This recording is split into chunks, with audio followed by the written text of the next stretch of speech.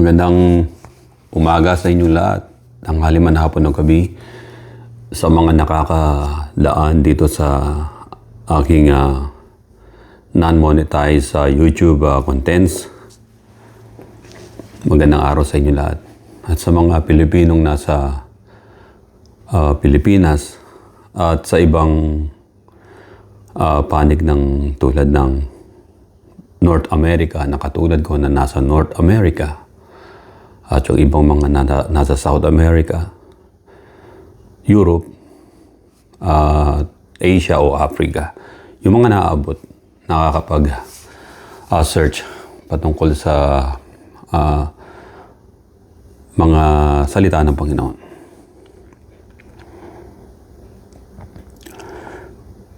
Meron akong nais na ibahagi sa inyo rito na ito'y patungkol sa mga bawat klase ng pamumuhay natin. Sa isang social media ay meron nagpa-pop out dun sa isang social media ko. Although hindi ako ganun ka-active sa social media tulad ng Facebook, meron lang ako nilagay doon na links para kung makikita nila yon ay sa YouTube sila mag-search. Meron ako nakakita ron na kalagay wanted. Naging curious lang ako. Kala ko as in wanted sa Philippines na mga wanted, most wanted, ganun. Pag-click kong ganun ay radio program pala yun na wanted, love life ba yun o wanted sweethearts. Nung naano ko yun, nagpa-pop out na lang sa ano ko pop up dun sa social media ko, pero na-play ko ay mga Pilipino pala na yung iba nasa Saudi Arabia, Hong Kong, Taiwan, na parang matchmaking yung radio station na yon, na hindi ako familiar dun sa mga anchor o nagsasalita, pero parang sa ibang lugar sila sa Pilipinas. At yung mga nagpapahanap ng magiging maaring girlfriend or boyfriend o makakausap, ang napuna ko lang ay kada segment nila o yung may mga taong nanonood ay laging tinatanong, ilang taon na po kayo? Magkasing edad lang sila, matatanda na nangungupo sa bawat isa. Taga-saan po kayo? Ilan na po anak ninyo? Ilan taon na po kayo? Sabi ko, ito'y parang typical na Pilipino na it's a personal. Kapag tinanong nyo kasi edad ng isang tao, dito kasi sa Amerika o kahit sa Europe, na tatanungin mo lang yung isang tao kung ilang taon na siya, kung siya ay boyfriend mo na o nagde-date na kayo o sabihin nanliligaw ka na sa babae o yung lalaki ay nanliligaw na sa babae, magkakilala na ibig sabihin. Sa Pilipinas ay nagiging big deal yung naging ano sa kanila, ilang taon ka na, parang ano na yung para lang may masabi. Actually kapag yung ganong tanong ay ginawa ninyo halimbawa sa mga Westerner o taga-Europe o sa ibang bansa sa Asia na hindi ano yun hindi angkop. Hindi angkop sa kanilang kultura o ano. Maaring sa Pilipinas ilan taon ka na kasi sa Pilipinas ay, remember, meron tinatawag na age discrimination dyan. Kahit nakatapos ka ng college at may mga experience ka, kapag ang edad mo ay umabot ka na halimbawa ng 35, hindi mo makukuha yung trabaho. So, discrimination. So, ibang klase, ibig sabihin. Now, anong ibig sabihin nito sa napanood ko na yun? Yung mga tao, they're looking for love. Yung mga Pilipino, may mga matatanda na, may mga tawag ng tawag. Natatawa nga ako sa isa na lagi siyang customer nung radio program na yon. Walang nahahanap na girlfriend talaga. Kasi yung looks niya ay hindi talaga siya kaaya-aya ganun sa mga babae siguro. Let me tell you something. Kayong mga kababayan ko. If you're looking for love, tandaan ninyo, if you're looking for love, be sure you understand and you know what is love. If you don't know the love of God, you cannot love yourself and love your neighbors. You have to love God first in order for you to find the true meaning of love. Kayo mga naghahanap ng pag-ibig na sa inaakala ninyo sa ibang tao nyo makukuha, 99.9% ay nandyan ang kabiguan. Why don't you love God first? And love yourself and love your neighbors. Because the Bible said, love God and then love your neighbors. You cannot love God and you cannot love your neighbor if you don't know what is love coming from God, who created us.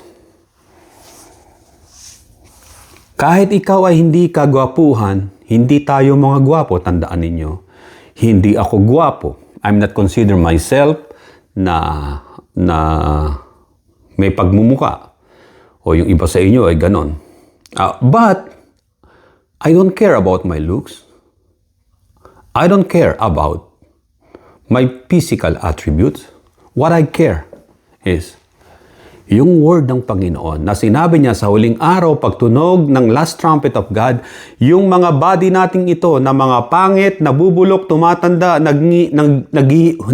humihina, nagkakasakit, ay papalitan niya ng glorified body na katulad nung siya'y muling nabuhay mula sa mga patay nung ikatlong araw. Yun ang nais kong ibahagi sa inyo. Why don't you yung nalalabi ninyong buhay sa mundong ito ay makilala nyo na ang Panginoon. You better know God and His Son, our Lord Jesus Christ. Yung mga naghahanap ng pag-ibig, ang edad nila ay 60 years old, 70. Yun ang time na ang tunay na pag-ibig na lapitan ninyo na mayroong kalakip na pangako ay ang Panginoon. Maaaring sabihin ninyo na kayo naghahanap ng tinatawag na kapwa nyo tao o yung physical attraction nyo o yung kapwa nyo babae na kala ninyo yun ang magbibigay sa inyo ng sagot o kapwa ninyo lalaki. Tandaan ninyo, ang tunay na pag-ibig ng Diyos ay ang sabi ng Juan 3:16 nang kanyang ipadala ang kanyang bugtong na anak na ang Panginoon Kristo upang sino man na manampalataya sa Kanya ay hindi mapahamak kundi magkaroon ng buhay na walang hanggan. Excessive love doon sa tao na inaakala mo na yun ang magbibigay sa iyo ng tinatawag na tunay na kaligayahan, you will fail. I want you to love God first upang malaman mong katotohanan at ang katotohanan magpalaya sa iyo. Sa Ephesians chapter 5 verse 11, sabi rito, and have no fellowship with the unfruitful works of darkness, but rather expose them. Meron tinatawag na salitang fellowship. Sabi nga na iba, two people in a ship. Kaya fellowship. But ang ibig sabihin ng fellowship ay, what is the meaning of fellowship?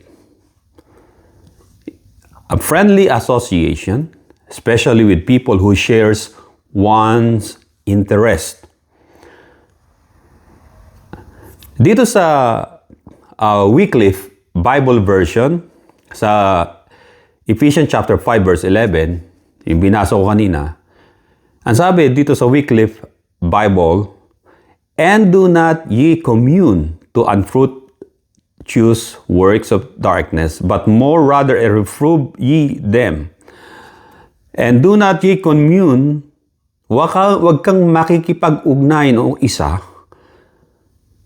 sa unfruitful na walang bungang mabuti na ginagawa, kundi kadiliman, to unfruitful works of darknesses, but more rather reprove them or expose them. Itong ginagawa ko sa YouTube na ito. I don't wanna have an association with those preachers na ang kanilang unang layunin ay magkaroon sila ng coping sa tinatawag na financial gains through the Word of God.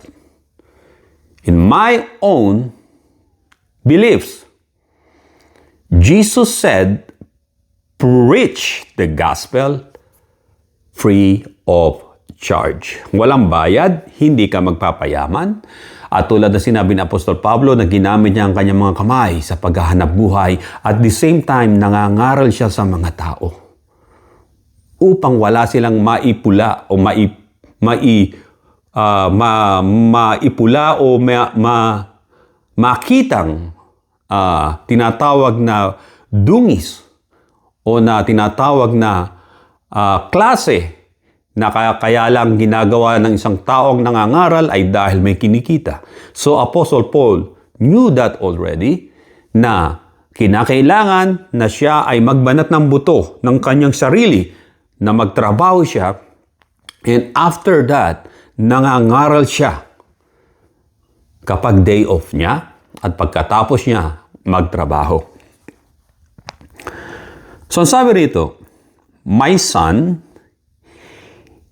Proverbs chapter 1 verse 10, "My son, if sinners entice you, do not consent." Do not consent. So, ang tignan natin ay, tayo ba ay merong ka-fellowship na nagbubunga ng kadiliman? At meron ba tayong ka-commune? Yung kapalagayang loob na nagbibigay naman ng tinatawag na unfruitful works of darknesses sa'yo? Nagiging tinatawag na hawa ka ng kanyang tinatawag na estilo sa pamumuhay na merong tinatawag na kasamaan na nagbubunga upang mahikayat ka? So what is commune? Tulad dito sa Wycliffe Bible Version, sa Ephesians chapter 5 verse 11, ang ginamit niya ay commune, "And do not ye commune to unfruitful works of darkness, but more rather reprove them." Ipahayag o ibunyag ninyo sila, yung mga nagdadala ng tinatawag na kadilimang bunga ng kadiliman. Commune is a group of people living together and sharing possessions and responsibilities. Makikita ninyo, once you get in do sa group of people na hindi nananalig sa Panginoon at hindi kumikilala sa Panginoong Kristo na siya lamang ang daan, katotohanan at ang buhay, at you are living together, you living with them, yung estilo ng kanilang pamumuhay ay gayon din sa'yo. At ang sabi rito, and you are sharing what they possess sa sarili nila. Either bad behavior, either tinatawag na criminal instincts, at meron silang tinatawag na responsibilities na gumawa ng kasamaan sa kapwa-tao. So ito ang sinasabi sa atin ng Biblia na pakaingatan natin. Babasahin ko rito sa yung teksto na sasabihin ko sa inyo. Ang topic natin ay ang Matthew chapter 9 verse 10 hanggang 13. Mateo 9:10 hanggang 13.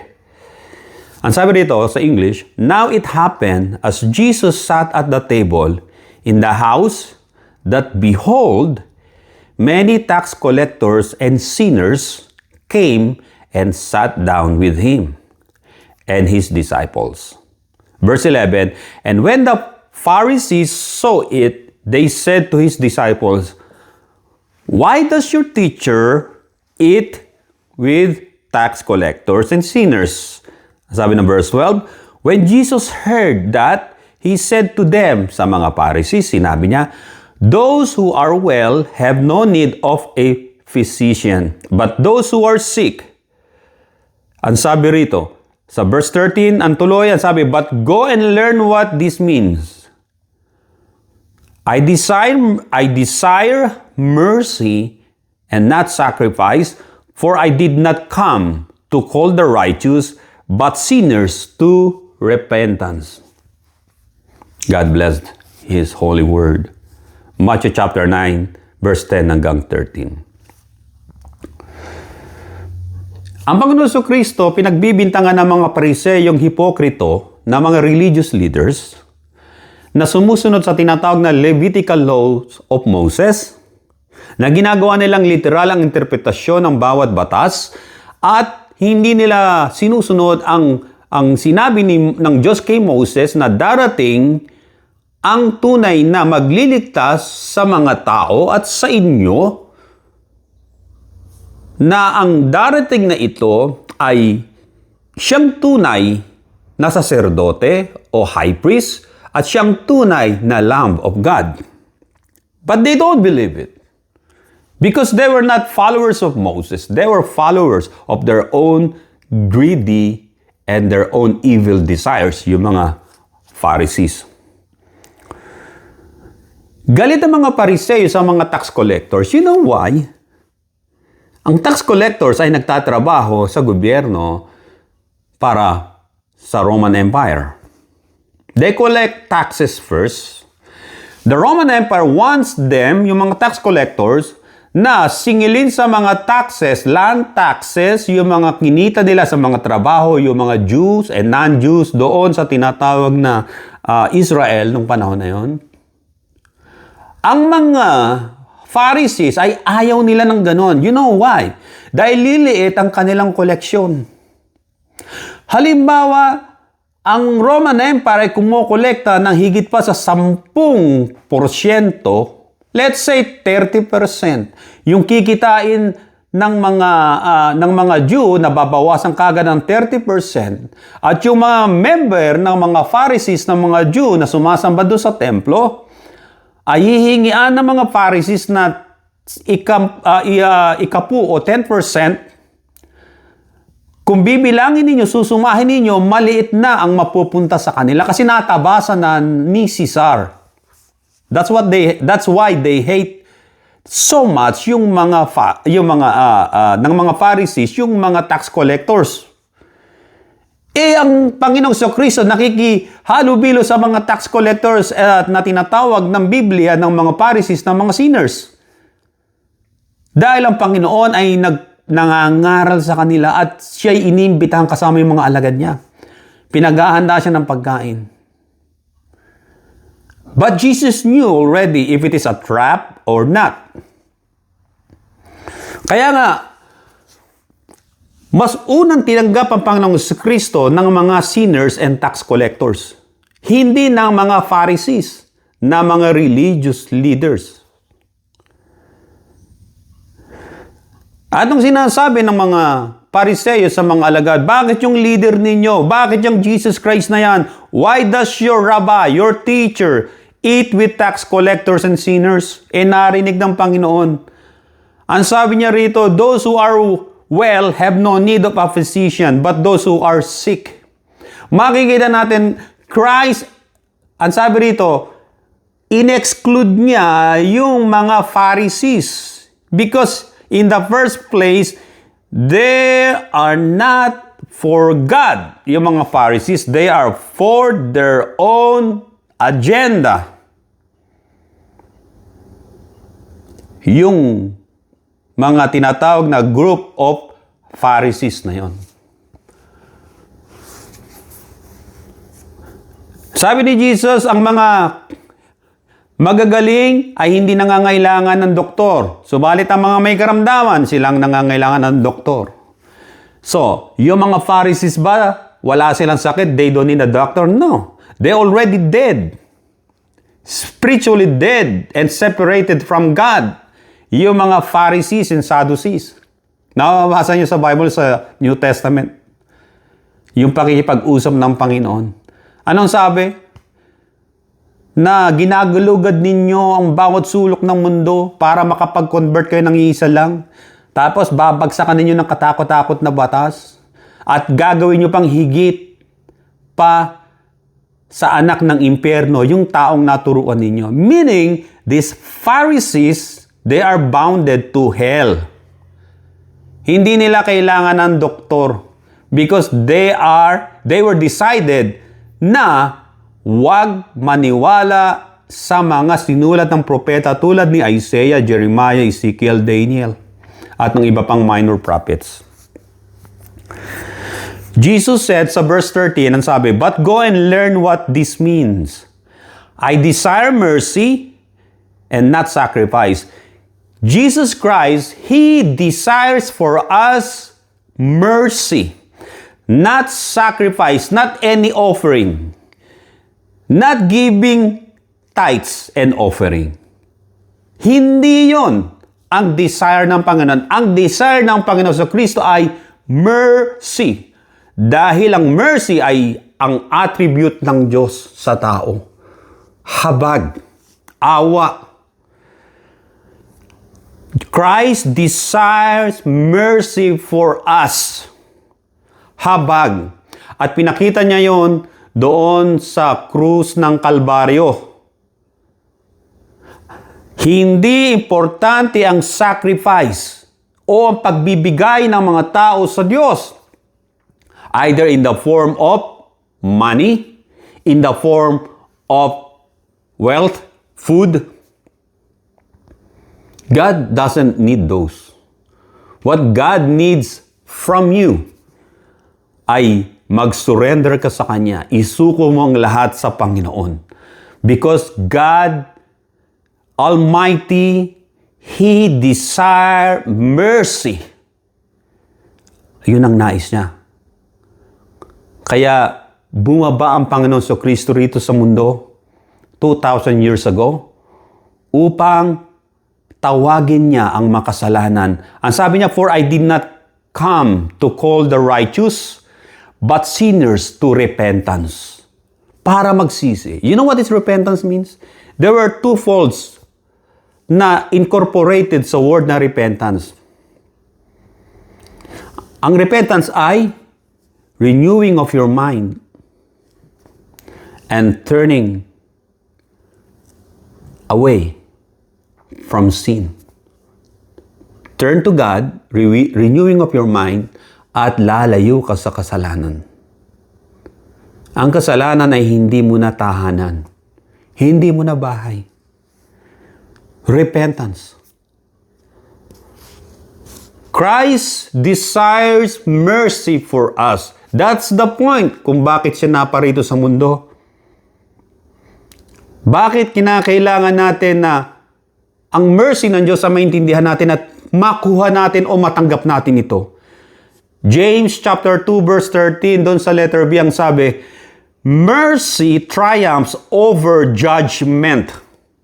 Yung habag ng Diyos ay siya ang nagtatagumpay laban sa judgment.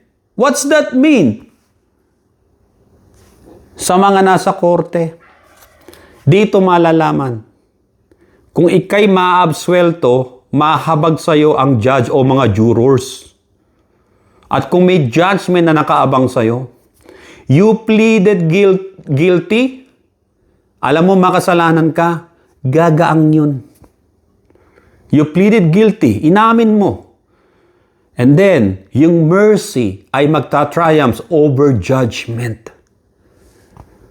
Hindi yung makasalanan ka na, guilty ka na, nagnakaw ka na, pumatay ka na, nang-rape ka, nahuli ka, hindi mo pa inaamin.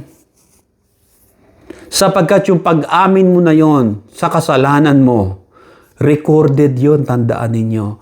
And the judge, he can give you lighter sentence. Because out of your honesty, ikaw ay nag-plead guilty. The same in the Bible. If we pleaded guilty na tayo mga sinners at hindi tayo makakaabot sa kaluwalhatian ng Diyos, mercy triumphs over judgment. James chapter 2 verse 13. According nga doon sa aklat ng Lamentation na sinulat ni Prophet Jeremiah, aklat ng Panaghoy, chapter 3 verse 22, through the Lord's mercies, we are not consumed because His compassions fail not. Dahil sa habag ng Diyos, dahil sa awa ng Diyos, hindi tayo natupok, hindi tayo matutupok at mapapahamak sa impyerno, hindi na tayo itatapon doon ng Diyos sa impyerno because His compassions fail not if we receive God's mercy through our Lord Jesus Christ. If we receive Christ according to Hebrews chapter 9 verse 27 hanggang 28, and as it is appointed for man to die once, but after this, the judgment. Minsan lamang mamatay ang tao o nakatalaga na ang isang tao ay mamatay pagkatapos ay paghuhukom. Makikita ninyo, but if you receive Jesus Christ, hindi mo aabutin ang tinatawag na the judgment of God sa'yo. Ilalaktaw ka ng Panginoon. Hindi ka na pupunta roon. Sabi ng verse 28, so Christ was offered. Ang sabi Hebrew chapter 9 verse 28, so Christ was offered once to bear the sins of many. To those who eagerly wait for Him, He will appear a second time apart from sin for salvation. Makikita ninyo rito na hinandog ng Panginoon Kristo ang kanyang sarili sa mga kasalanan natin dahil sa ating mga kasalanan. Naka-receive tayo ng tinatawag na kaligtasan through faith in our Lord Jesus Christ. To those who eagerly wait for Him, maghihintay na tayo sa kanyang muling pagparito. He will appear a second time apart from sin for salvation. And yung tinatawag na the final moment na ang salvation na ito ay malalasap natin na magkakaroon tayo ng tinatawag na glorified body na nanggaling sa Panginoon. Hindi na tayo mamamatay at mabubulok. Hindi na tayo mamamatay pa. Magkakaroon tayo ng katawan na hindi na po nabubulok. Glorified body na galing sa Panginoon. Unang puntos, si Jesus Christ, tandaan ninyo sa Bible, never ninyong mababasa na dahil sa kasalanan ng tao, si Jesus Christ ay naging makasalanan. No. Sa theology, hindi kailanman binanggit ng Biblia at ng mga alagad na si Jesus Christ nung magkatawang tao ay naging makasalanan. Hindi. Jesus became sin for us. Not sinner. Iba ang sin sa sinner. Sabi ng 1 Corinthians chapter 5 verse 21. For He, ang tinutukoy ang Diyos, made Him, Jesus Christ, who knew no sin. Walang kasalanan si Jesus Christ because sabi ng Biblia, in the beginning was the Word and the Word was with God and the Word was God. At sabi ng John chapter 1 verse 14, at nakita ng mga lagad yung kaluwalhatian ng bugtong na anak ng Diyos na buhay. He came into this world na isang banal, sinless. Jesus became sin for us. Saan? nung siya ay hatulan na ng kamatayan sa Calvary. Naging kasalanan siya, hindi makasalanan. Ang kasalanan ay, ang sin ay action word. It's an action word. Ang sin ay isang tinatawag na estado, kalagayan ng isang tao. Ang sinner naman ay isang tao na ino-operate niya ang sin sa kanyang buhay. Yung tao na yon ay daladala niya ang tinatawag na effect of sin sa kanya. But Jesus Christ, siya ay banal. Hindi siya became sinner. He became sin for us. Ang sabi ng 1 Corinthians 5:21. So magkaiba yon. Ang sin and sinner. For He made Him who knew no sin to be sin for us, that we might become the righteousness or the righteous of God in Him. Yun ang dahilan. Si Jesus Christ ay naging kasalanan, hindi naging makasalanan. Naging kasalanan dahil sa ating mga pagsuway. Makikita ninyo sa Luke chapter 2 verse 40, and the child, si Jesus Christ, grew and became strong in spirit, filled with wisdom, the wisdom of God, and stature, and in favor with God and man. Sabi sa verse 52, and Jesus increased in wisdom and stature and in favor with God and man. Sinless si Jesus Christ. And then what is sin? Maraming hindi nakakaalam ng interpretasyon ng kasalanan. What is sin? In our original Hebrew word, ang ibig sabihin niyan ay sin is missing the mark. Maging sa Greek word, missing the mark. Halimbawa, you are working sa isang company, sa production. Tinamad ka na checkin ang quality control, QC. Ang lumabas na mga produkto ay marami nga pero defective.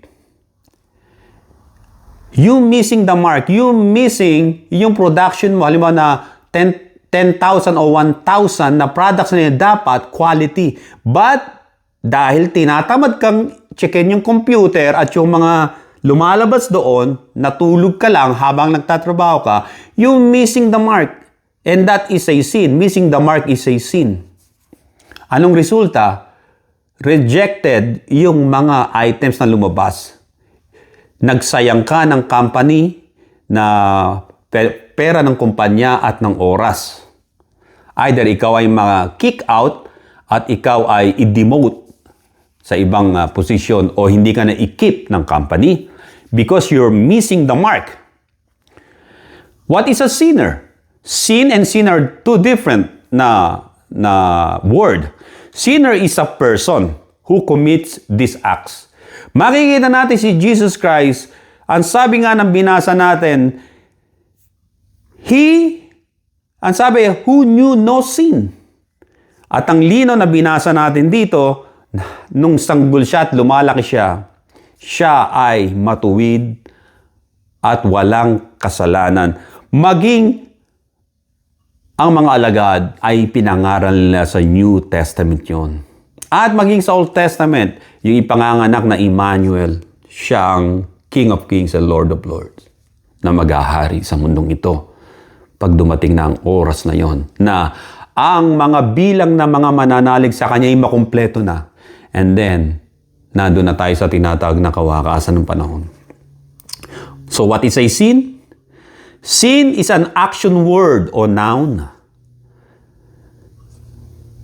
Sin is a transgression. Paglabag. In Genesis chapter 4 verse 7, kaya nga sin is an action word eh. Ang sabi ni Genesis chapter 4 verse 7, sabi ng Diyos kay Cain, sin lies, meaning waiting and knocking at the door of people's heart. Yun ang kasalanan. Naghihintay, lies and waiting and knocking at the door of your heart. Ang kasalanan. And it is desires for you sa mga sinners. Ayun ang desire ng kasalanan sa mga sinners para ma-captivate niya at maitapon niya sa hell. So, but you should rule, ang sabi. Dapat tayo ang will ng Diyos, ang desire sa ating ng Diyos, ang maghari kaysa sa kasalanan. Sin doesn't stop anyhow. Hindi tumitigil ang kasalanan, tandaan ninyo. Sabi ng Numbers chapter 32 verse 23, but if you do not do so, then take note, ye have sinned against the Lord, and be sure your sin will find you. 1 Peter chapter 5 verse 8, sino ang nagbubuyo sa isang tao na magkasala? The devil. 1 Peter 5:8, the devil, as sabi, walks about like a roaring lion, seeking whom he may devour. Yung mga kanyang mawawasak at masisila. But, at sabi rito ng Biblia, sa 1 Peter chapter 2 verse 24, who himself bore our sins. Dala-dala niya ang ating mga kasalanan. Si Jesus Christ na walang kasalanan siya ay voluntaryong dinala niya yung kasalanan sa kanyang katawan, mga kasalanan natin, who himself bore our sins in his own body on the tree. Alam natin na ito'y literal na cross. Literally on the wooden cross. Saan manggagaling yung cross na yon? Gawa sa tree. Dahil yung mga prophet noon, hindi pa nila alam ibig sabihin ng cross. Instead, they saw it in their vision that tree became, ito ang tinatawag na pagpapakuan o paghahang doon sa Messiah. Ang sabi rito, he himself bore our sins in his own body, 1 Peter 2:24, on the tree, that we, having died to sins, might live for righteousness, by whose stripes you were healed. At sabi ng Isaiah 53 verse 5. Dahil sa kanyang pagkabayubay sa krus at sa mga sugat na inabot niya sa kanyang katawan, ang sabi ng Biblia na Deuteronomy chapter, ang sabi rito sa Isaiah 53 verse 5, na yung kasalanan na yon na dala-dala ng tao ay Jesus Christ took it para tayo iligtas. Wala nang iba. Dala-dala niya sa kanyang katawan yung ating mga kasalanan. Kasalanan ng isang taong naipanganak ng panahon na yon at nang hindi pa ipanganganak at yung mga darating pa na mananampalataya sa kanya. Ang kasalanan nilang yon ay dinala na, binayaran na ng ating Panginoon Kristo. Ikalawang puntos, Jesus became curse for us. Si Jesus Christ, una, naging kasalanan dahil sa atin. Sa ikalawa, Jesus became curse for us. Naging sumpa dahil sa atin. Galatians chapter 3 verse 13, Christ has redeemed us from the curse of the law, having become a curse for us. Naging sumpa. For it is written, curse everyone who hangs on a tree. Deuteronomy chapter 21 verse 23, makikita nyo, ang sinamang isinabit sa puno o binitay ay dahil isinumpa. Si Jesus Christ, ng kanyang tahanan na yung kalangitan, hinubad ang katangian ng pagka-Diyos, nagkatawang tao, bumaba, nangaral, hindi naunawa ng maraming mga tao, hindi naunawa ng bansang Israel, na siya ang Messiah. But He became curse for us. Isinumpa siya dahil sa ating kasalanan. Iniwan siya ng lahat. Subalit dahil ang Panginoon Kristo ay voluntaryo niyang ibinigay ang kanyang buhay sa atin para tayo tubusin sa sumpa ng kasalanan, Christ has redeemed us from the curse of the law, having become a curse for us. Yung tinatawag na cross o yung tinatawag na puno, na tree, na binabanggit ng Biblia, na ang sino man na ibitin sa puno na yon ay isinumpa. We know in the history na the Roman Empire o yung empire na yon, ang kanilang capital punishment ay through death. Ang pinaka-worst ay death by hanging. Ang tawag rito ay death on the cross. Merong tinatawag na versions na sabi, ano bang nangyari talaga ng panahon na yon, nang Panginoon Kristo ay hinuli na? Is He literally carried the cross? Kung mabigat yon. So, kung yung cross na yon ay, ang haba nun ay, let's say, 15 feet, mabigat buhatin yun.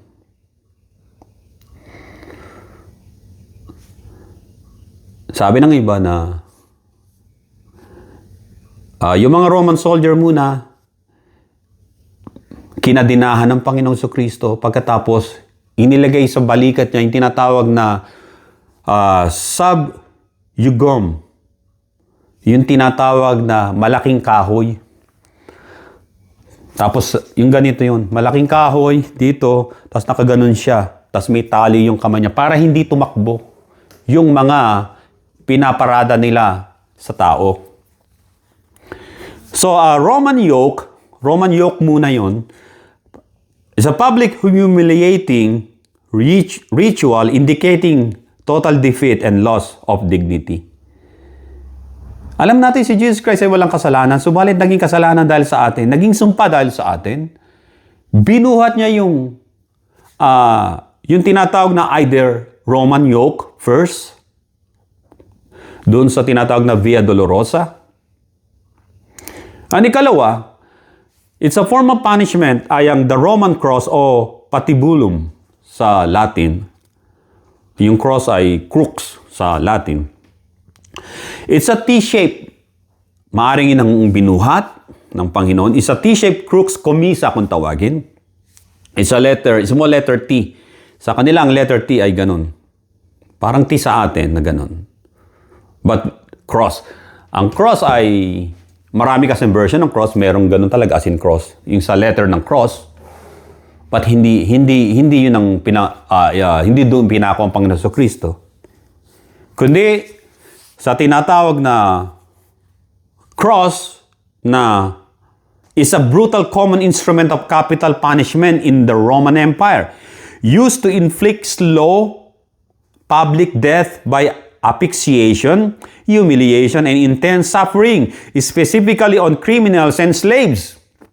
Si Jesus Christ hindi criminal. At hindi rin siya slaves. He is a King of Kings. Pero nagpakababa siya. Mas mababa pa sa slaves ang sabi ng Biblia. Although wala siyang kasalanan, tinawag siyang criminal ng mga hipokritong religious leader. But the Bible says, binuhat ng Panginoon ang tinatawag na patibulum cross. Maaring hindi dumaan ang Panginoon sa Roman yoke. Binigay kagad sa kanya ang intense, pinaka-brutal common instrument of capital punishment, ang pagbubuhat ng cross. Para doon siya ipako. Ang sabi ng Biblia, Romans chapter 5 verse 8, but God demonstrate His own love toward us, in that while we were still sinners, Christ died for us.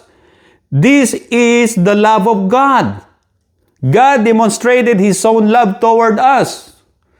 Maaaring sasabihin ng iba, grabe naman, love pala ng Diyos yun, ng isang katulad ni Jesus Christ ay bugbugin ng mga makasalanan, ilatigo, pagkatapos pagbuhati ng mabigat na cross, pagkatapos ipinako doon ng dalawang kamay at yung kanyang mga paa. Butas ang kamay at yung kanyang mga paa. At sinaksak pa yung tagiliran niya ng spear. Inalimura muna siya bago siya mamatay, lagutan ng hininga. Nauuaw siyang pinainom sa kanya yung suka para pampamanhid ng kanyang katawan at hindi niya ininom. Is that the love of God? Very, very tragic, right? Do we consider it love of God? It is the love of God.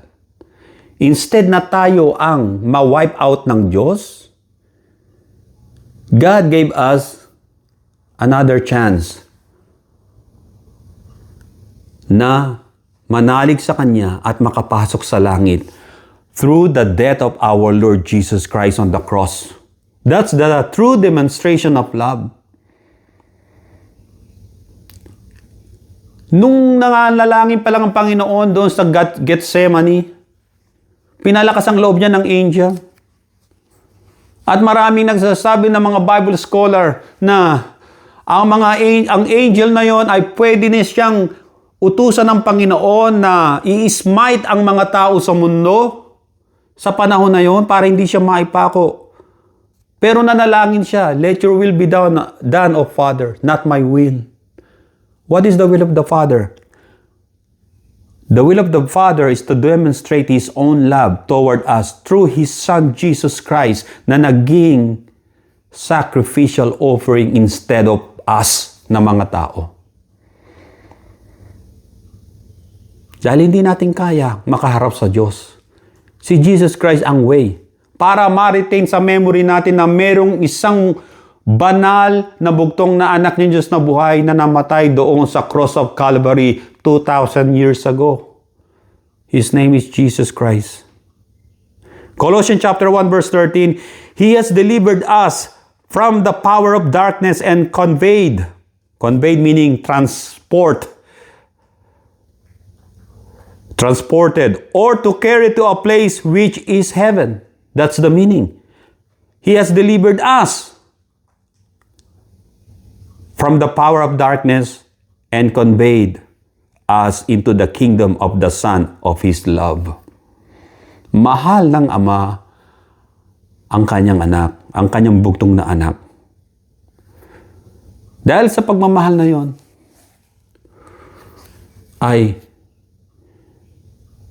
dahil hindi kayang iligtas ng tao ang kanyang sarili at ang kanyang kapwa-tao, at hindi niya kaya magbigay ng buhay na walang hanggan sa sarili niya at sa kanyang kapwa-tao. Ano ang dapat gawin? Yung Son of God ay bumaba sa mundo. At ang sabi rito, so that i-transport niya tayo from darkness to heaven through faith in our Lord Jesus Christ. John chapter 18 verse 36, Jesus answered, My kingdom is not of this world. My kingdom is not from here. Nung siya'y tinanong ni Pontius Pilate, when Pilate interrogated Jesus Christ, nagkaroon ng interrogation. So John chapter 18 verse 33, Then Pilate entered the praetorium again, called Jesus and said to him, Are you the king of the Jews? But Jesus didn't answer the political questions of Pilate about if he is the king of the Jews. Maaring sasabihin ng iba, tinanong niya ba, king of the Jews? No. That's a political question. It's a trick. Dahil ang kinikilala ng mga Pharisees ng mga ibang Jew, ang kanilang king of the Jews ay mga Herodians. Si Herod Antipas. Naalala ninyo nung inaresto ang Panginoon, si Pontius Pilate, ipinadala niya sa Galilee si Jesus Christ. Nandun si Herod, di ba, Antipas. Gumawa nga ng himala, hindi umiimik ang Panginoon. Pagkatapos, nagsawa katatanong si Herodes, yung isang Herod yun. yung anak nung great Herod, the Great. Pagkatapos pinadala kay Pontius Pilate. Yung dalawang political rival naging magkaibigan. And then another tricks. Tinanong ni Pontius Pilate, out of his own curiosity, "Are you the king of the Jews?" Because Pilate knew already na ang king na kinikilala ng mga Jew, hindi man si Herod Antipas, ay si Caesar. At pag sinabi ni Jesus Christ na, "Yes, I am," and then, ultimate execution, baka paputulan ng ulo si Jesus Christ doon mismo. Hindi ng manner than death na naprophesy ng Panginoon sa Kristo at ng mga Old Testament prophets. Hindi umimik ang Panginoon sa mga political questions na yon. But Jesus didn't answer the political question of Pilate about if he is the king of the Jews. Because Herod Antipas was held authority in Galilee as king of the Jews by self-proclaimed king of the Jews. So the Herodians sila ay mga Arab race, Idumean, mga Edomite, tsaka Nabatian Arab. During yung tinatawag na Greek occupation ng Israel, they were forcibly converted to Judaism around 100 BC ng pinakatatay ni Herodes para mapagharian nila yung Israel, yung Judea. Way back around 100 BC. To gain control of the Jewish population and state as well as the Jewish religion. Ayun ang gagawin nila eh. They were just converted, fake conversion ang ginawa ng mga Herodians. In John chapter 18 verse 34, sumagot ang Panginoon. Ang sagot ng Panginoon ay hindi niya sinagot yung political question ni Pilate if he is the king of the Jews. In John chapter 18 verse 34, Jesus answered, "Are you," he asked Pilate, "speaking for yourself about this, or did others tell you this concerning me?" Ikaw lang ba nagsalita niyan o may nagsabi pa sa'yo? Because Jesus Christ knew, ang nag-warning kay Pilate ay yung asawa niya na nahirapan sa panaginip. Kaya sabi rito, in Matthew chapter 27 verse 19, Pilate's wife said to him, "Have nothing to do with that just man." Yung matuwid na tao niya na si Jesus Christ. "For I have suffered many things today in a dream because of him." Kaya, si Pilate, nung pangalawang tinanong niya, sumagot ang Panginoon, "My kingdom is not of this world." Kung ang world na ito, ang aking kingdom, ipaglalaban siya ng kanyang mga alagad. So makikita natin na in a political arena, this earth is not our kingdom. Kaya maraming mga alagad noon, nung unang siglong tinatawag na mga Christian na inusig, they've been murdered, killed, hindi sila lumaban. Because yung teaching ng Panginoon, ang world na ito is not my kingdom. It's true, it's not our kingdom. Itong earth na ito ito ang tinatawag na field. We preach the gospel about Christ at hindi lang yon. Sa mundo, dito mo lang matatanggap ang kaligtasan if you listen and receive Jesus Christ in your heart as your Lord and Savior. Ang sabi rito ng Biblia, ikatlong puntos, Romans chapter 8 verse 3, letter B. God condemned sin. Ang kinondemn ng Panginoon ay ang kasalanan na nandun sa body ng Panginoon na dinala niya sin na siyang naging sumpa. Ang sin na yon ay ang nagsangasangang kasalanan, ang dinala ng Panginoon sa atin. Binuhat niya doon sa Calvary, doon sa krus kasama niyang naipako, ay ang original sin na nagsanga-sanga na sa tao. God condemned sin in the body by sending His own Son to deal with it. Ang sabi ng Common English Bible Version, God condemned sin in the body by sending His own Son to deal with sin in the same body as humans. And why did God the Father condemn sin in the human flesh of Jesus Christ? Bakit doon niya kinondemn? Hindi sa tao. Ang sabi rito, without the shedding of blood, there is no remission of sin. Shedding. Yung pag sinabing shedding of blood ay voluntaryo na ibinigay niya ang kanyang buhay. Only Jesus Christ did that 2,000 years ago. He done it. At walang makakapag-replika niyan. Ibigay ang kanyang buhay dahil sa mga makasalanang tao, walang makakagawa niyan. Only Christ. Siya lang ang nakagawa nun.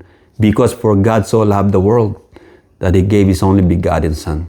Ginawa ng Panginoon na ipalit niya ang kanyang buhay out of love at sa pagmamahal niya sa mga makasalanang taong katulad ko, katulad mo, katulad nating lahat. Why did God the Father condemn sin in the human flesh of Jesus? Because that a righteous requirement of the law, according sa Romans chapter 8 verse 4. Maging sa Hebrew chapter 9 verse 22. And according to the law, almost all things are purified with blood. And without shedding of blood, there is no remission of sin. Genesis chapter 3 verse 21. Ito'y inuulit ko to lagi. Yung kasalanan ng tao noon, nila Adam and Eve, God temporarily covered it. It's been covered many years ago. It's just been covered. At kapag nawala yung covering na yon, makikita yung sin na yon sa tao. And yung sin na yon ay magiging cause para ang isang tao ay hindi makapasok sa buhay na walang hanggan. Because God and sin cannot mix together. Sabi ng Biblia, doon sa Genesis, the first humans, Adam and Eve, witnessed firsthand the first shedding of an animal blood for their remission of their own sin para sa kasalanan nila matakpan. Sa Genesis chapter 3 verse 21 makikita nyo, also for Adam and his wife, sabi ng Biblia, also for Adam and his wife, the Lord made tunics of skin and clothed them. Yung balat ng animals, nakita nila na yung blood ng animal, after they committed sin, pinatawad sila ng Panginoon by means of what? By shedding of blood of that animal. Alam natin yung animal na yon, the first na na-domesticate ng tao ay sheep, tupa. And who butchered that animal? Maybe Adam. Maaring si Adam. And God commanded him, without the shedding of blood, there is no remission of sin.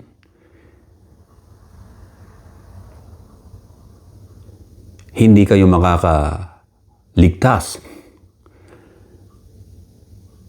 Maaring yung isang animal na yon, yung tupa na inaalagaan ni Adam, ay naging substitute. Instead na sila ang mamatay dalawa.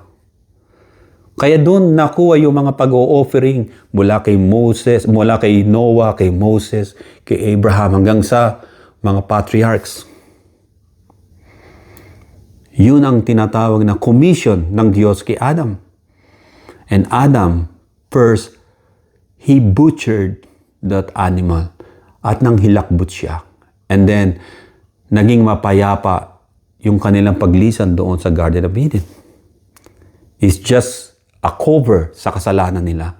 Parang yung bakal na may kalawang, pag pininturahan ninyo, nandun pa rin yung kalawang, pero yung pintura, pag naalis yun, lalabas yung kalawang, di ba? Ganon ang ginagawa para mapatawad sa kasalanan. Kaya sabi rito, nagkaroon sila ng damit. Matapos silang maghandog sa kanilang kasalanan sa Diyos, ay yung mga damit na yon ng tupa na yon, damit ng tupa na yon, yung balat ng tupa, ay ginawa ng Diyos na damit nila, tunic, pang-cover sa kanilang kahubaran, sa kanilang naked body. Leviticus chapter 17 verse 11, "For the life of the flesh is in the blood, and I have given it to you upon the altar to make atonement for your souls. For it is the blood that makes atonement for the souls." Makikita natin ang temporaring ito para magkaroon ng atonement, kapatawaran sa kasalanan mo at sa kasalanan ng mga tao nung araw na yon ay by the shedding of animal's blood. Pero dumating na ang Panginoon at tinapos niya na ang mga kaugalian ng mga sinaunang tao. Si Jesus Christ, ang perfect Lamb of God who takes away the sins of the world. Na kung ikaw ay isasampalatay sa Kanya, mananalig ka sa Kanya at kikilalanin mo siyang iyong tanging pag-asa para sa buhay na walang hanggan. Ang sabi rito na ang Panginoong Kristo ang maglilinis sa iyo sa lahat ng iyong kasalanan. Ano mang kasalanan yan? Kasalanang nakalimutan mo nang ihingi ng tawad, kasalanan pa mula pa noong araw. Kaya nga sabi ng mga kasabihan, kung ang kasalanan mo ising laki ng aircraft carrier ng mga bansa, ang kapatawaran naman ng Diyos ay sinlawak ng karagatan.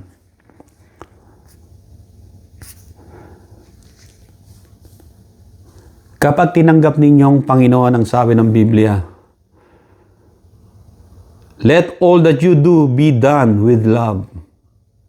Pagmamahal natin sa Panginoon. Papalitan lang ng Diyos ang ating tinatawag na human side sa pagmamahal, sapagkat limited yan. But the love of God is unconditional love.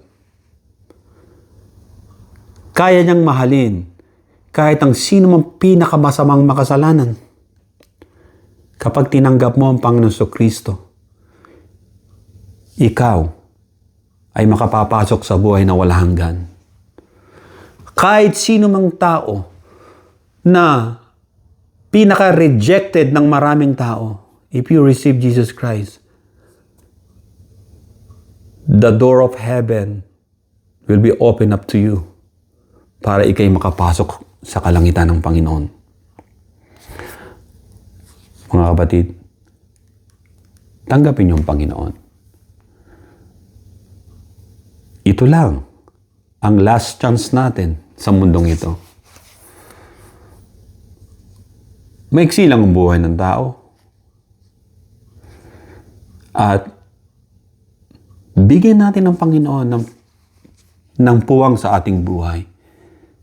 Sa buhay natin ito, paghariin na natin siya. Makilala mo siya. Paghariin natin siya sapagkat siya lamang ang daan, katotohanan at ang buhay. Manalangin tayo. Maaari ka bang anyayahan sa panalangin? Pumikit tayong lahat.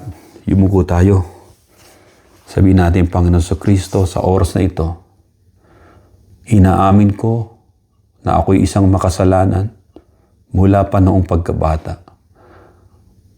At ako, Panginoon, ay lumalapit na sa iyo upang isuko sa iyong lahat kong kasalanan, ang minana kong kasalanan mula pa sa aming kanununuan hanggang sa ngayon, ay isinusuko ko na sa iyo sapagkat binayaran mo ng aming kasalanan nung ikaw ay mamatay doon sa cross ng Calvary. Panginoon sa Kristo, binubuksan ko ang aking puso. Tinatanggap kita ngayon bilang Panginoon tagapagligtas. Ikaw na maghari sa akin at isulat mo po ang aking pangalan sa aklat ng buhay na nasa langit. Ikaw na ang aking Panginoon. Pinalaya mo ako, Panginoon, at pinagaling sa lahat ng karamdaman. At ang pag-asa at buhay na walang hanggan ay akin ang nakamtan sa pangalan mo lamang Hesus Kristo na aking Panginoon. Amen. Amen. Kapatid, kung nanalangin ka ng pagtanggap sa Panginoon, ay magpatuloy ka sa Kanya at muli ay si Brother Joe ito ng Creoque Pananampalataya at Katotohanan. Pagpalain kayo ng Panginoon. To God be the glory in Jesus' name. And everybody say, Amen and Amen.